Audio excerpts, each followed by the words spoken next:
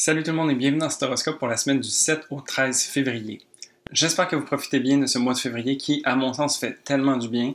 Il y a vraiment un allègement global, je sens, qui s'est fait ressentir à travers le retour des mouvements directs pour les différentes planètes. Là, il y a Vénus, ça fait quelque temps qu'elle a terminé sa rétrogradation, mais aussi Mercure maintenant. Donc, on a le vent dans les voiles, on peut profiter des énergies qui sont disponibles et vraiment tirer profit de ce que février nous réserve. Salut, je m'appelle Gabriel, je suis astrologue et ensemble je propose qu'on regarde un petit peu comment le ciel va se dessiner pour nous cette semaine. Alors cette semaine me semble assez rebondissante dans le sens qu'il y a beaucoup d'événements assez pointus qui vont se marquer au travers de la semaine. Mais globalement, c'est quand même une semaine qui nous veut du bien, qui fait en sorte qu'on a une belle intégration et un bon mouvement vers l'avant qui s'initie avec la fin des rétrogradations, comme je disais précédemment. Alors ici, donc, globalement, il n'y a pas tant d'aspects que ça, mais il va y avoir quelques petites pointes. Si on regarde la Lune, qu'est-ce qu'elle fait cette semaine? Donc, on entre la semaine avec la Lune en Taureau. Ensuite, on va dans le Gémeaux et on termine cette semaine dans le signe du Cancer.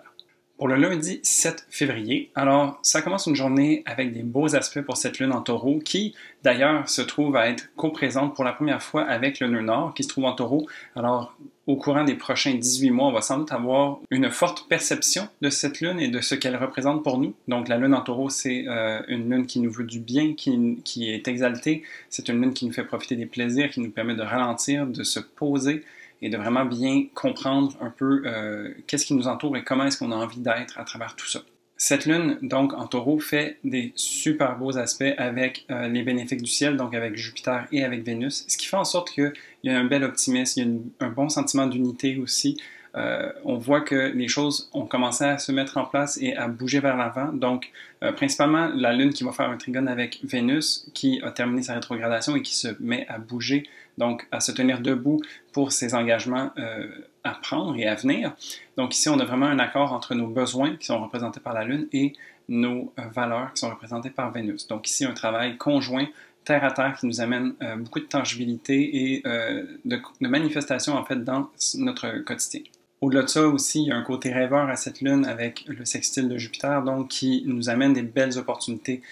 C'est une période où est-ce que, tu sais, oui, on est en plein milieu de l'hiver toujours, mais on commence à s'imaginer en fait que le printemps va s'en venir, qu'il y a un certain allègement aussi qui va se faire ressentir, et il y a comme ce bel optimisme-là qui nous tient en vie et qui nous donne envie de continuer, tu sais. Et puis vraiment, tu sais, comme parlant de vouloir continuer, cette lune en taureau toujours fait un aspect positif avec Mars qui représente l'action et donc il y a aussi à travers ce désir de répondre à ses besoins, d'être en accord avec ses valeurs, de voir le bon côté des choses, d'agir en adéquation avec nous-mêmes et de pouvoir respecter en fait les engagements et d'agir en conséquence par rapport à eux. Donc ici vraiment j'ai l'impression que cette lune en taureau vient être supportée de tous bords, tous côtés avec beaucoup de planètes bénéfiques et que même les planètes qui sont un petit peu plus challengeantes habituellement viennent travailler pour elle. Donc, ça fait beaucoup de choses. Ça va être peut-être difficile de percevoir exactement qu'est-ce qui se passe cette journée-là parce que ça vient un petit peu justement de partout. Et ça, c'est représenté aussi par le fait que cette lune, à travers cette journée, va rencontrer la planète Uranus, qui est la planète des surprises. Donc, je pense que à travers que ce soit les actions, vos choix, vos valeurs, les opportunités qui se présentent à vous, gardez l'œil ouvert et prenez la balle au vol, en fait, parce que cette lunaison qui fait conjonction avec Uranus, c'est justement ça, c'est une surprise inattendue, quelque chose qu'on n'a pas vu venir, qui peut venir nous faire du bien et nous faire plaisir. T'sais. Donc, une belle journée pour en profiter. Ensuite, pour le mardi 8 février, la Lune continue son chemin à travers le taureau et va venir rencontrer le Soleil en aspect de tension, donc en aspect de carré. Ici, c'est qu'il y a un espèce de conflit entre nos besoins intérieurs et nos besoins extérieurs, si on peut dire.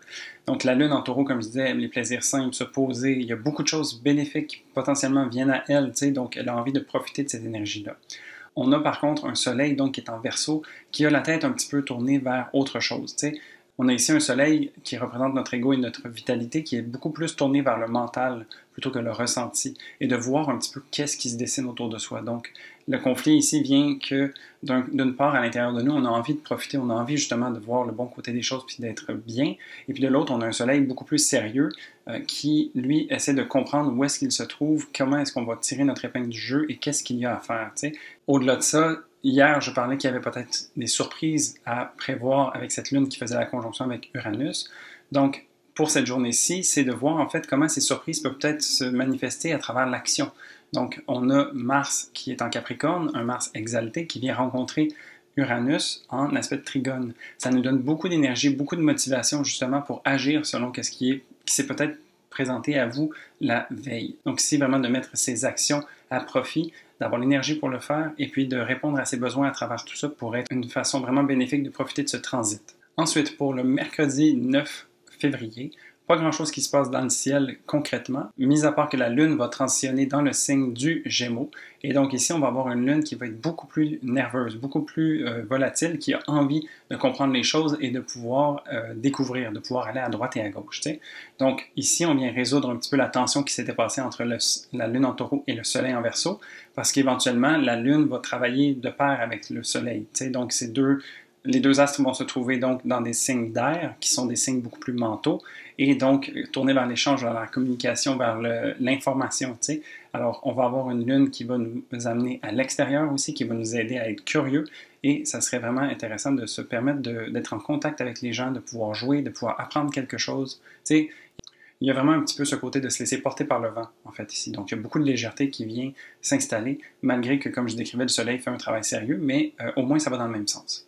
Ensuite, pour le jeudi 10 février, donc ce sens justement que je parlais, va venir répondre à beaucoup de nos besoins et va aussi établir un peu la structure et les choses qui ont besoin d'être mises en place pour qu'on puisse concrétiser en fait la réalité qu'on a envie de voir. Alors ici, on a la Lune donc qui est en Gémeaux, qui vient faire un aspect de trigone avec Saturne en Verseau.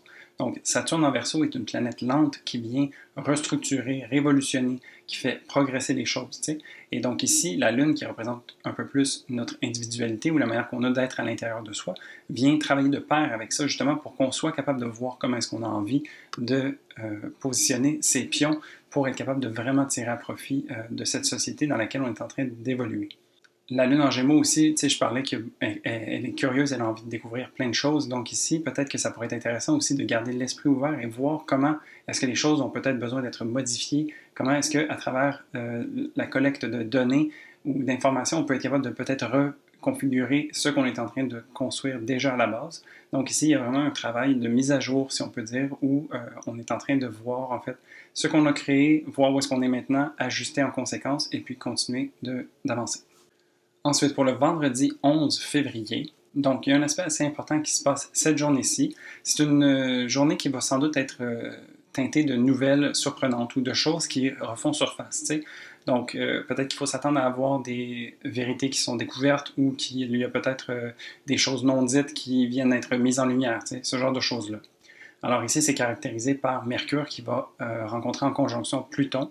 Donc Mercure qui est la communication et l'échange, le mental, dans le signe du Capricorne, donc un signe vraiment structurant, traditionnel, un peu sévère, rigoureux, tu sais, vraiment comme carré. Ça peut aussi représenter l'autorité. Donc c'est pour ça que je parlais peut-être des nouvelles qui refont surface. Et donc la conjonction avec Pluton. Pluton, c'est une planète qui vient déterrer les choses, en fait, qui nous permet de voir les choses en face et d'affronter nos peurs, nos blocages et les choses qui ont besoin d'être transformées. Tu sais. Donc, oui, c'est une vérité ou une nouvelle peut-être qui est remise au grand jour ou qui est mise en lumière.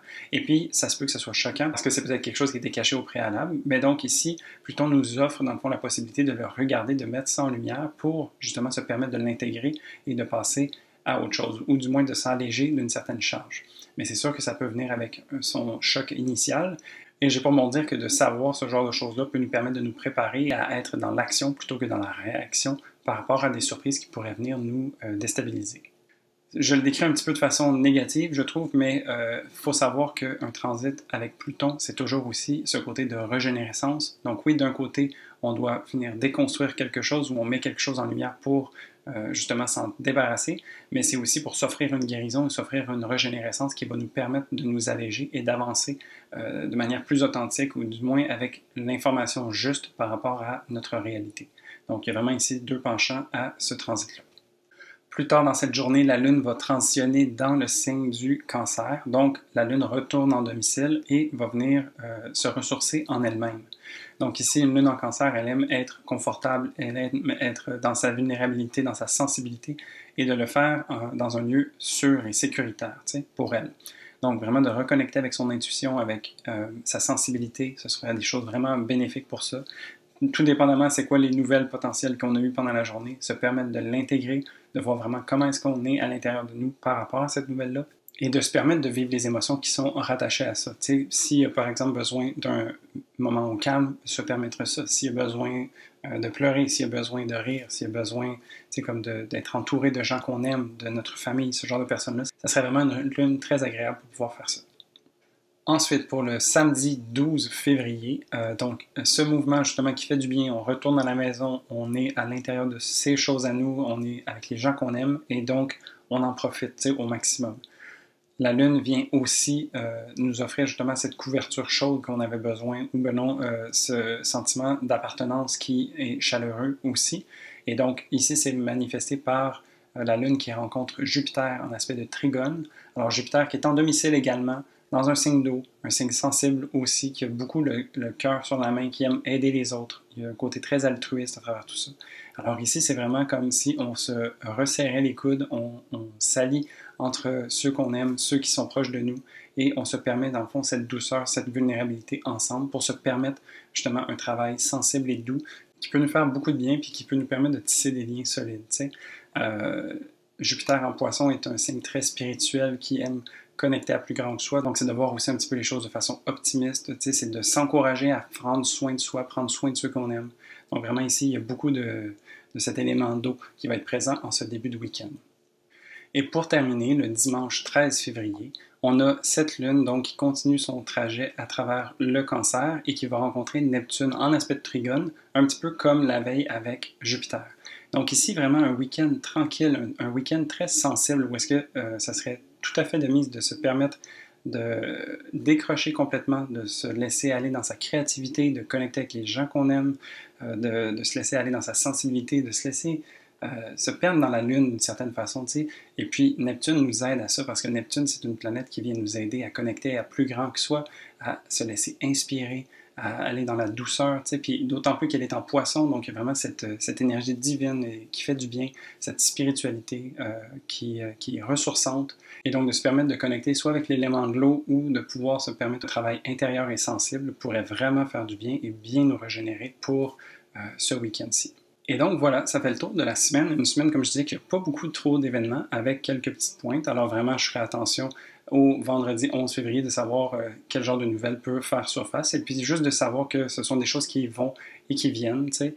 Mercure n'est plus en rétrograde, donc elle se met à réavancer. Donc on revoit certains événements qui se sont passés dans les semaines précédentes. Donc c'est normal que peut-être il y a un petit peu cette saveur qui se passait en janvier qui refait surface, mais je crois que le week-end va vraiment nous permettre de bien intégrer ça et de se retrouver dans une couverte bien chaude, comme je disais, puis de pouvoir justement se permettre de vivre ses émotions et ça va faire du bien. Puis sinon, la semaine est quand même assez douce aussi, puis nous permet de bien voir d'où est-ce qu'on part, où est-ce qu'on a envie d'aller. Donc c'est globalement ça, la vibe pour cette semaine. Si tu as aimé cette vidéo, n'hésite pas à mettre un pouce, ça aide beaucoup l'algorithme de YouTube. Je vois d'ailleurs que vous êtes de plus en plus nombreux à suivre ma chaîne. J'approche du 1000 abonnés, je suis vraiment content. Et puis, en commentaire, je serais curieux de savoir comment est-ce que tu anticipes cette semaine. Est-ce que le mois de février te fait du bien jusqu'à présent? Je serais vraiment curieux de pouvoir échanger avec toi. D'ailleurs, pour le mois de février, si tu n'as pas vu encore, j'ai des vidéos par ascendant et pour le mois global disponibles sur ma chaîne. Donc, je t'invite à aller voir ça si tu veux savoir un petit peu comment le mois de façon globale va se passer. Et puis sinon, moi je te dis à la prochaine pour un prochain horoscope. Salut!